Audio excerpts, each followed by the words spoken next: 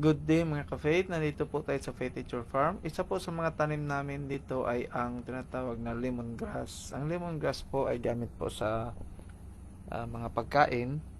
Pero dito po sa farm, hindi lang po sa pagkain namin ginagamit. Kasi po, ang lemongrass po ay isa pong paraan para po pagtaboy ng mga insekto.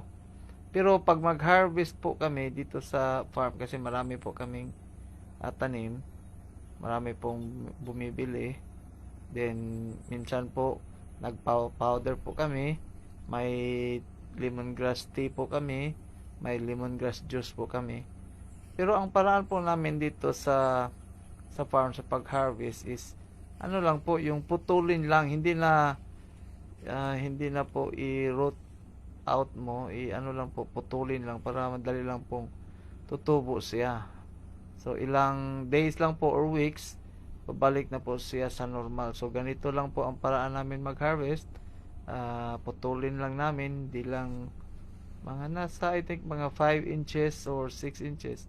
Ganun lang po tutubo siya ulit. So thank you mga ka-faith. Please follow and share na lang po sa video na to. God bless us all.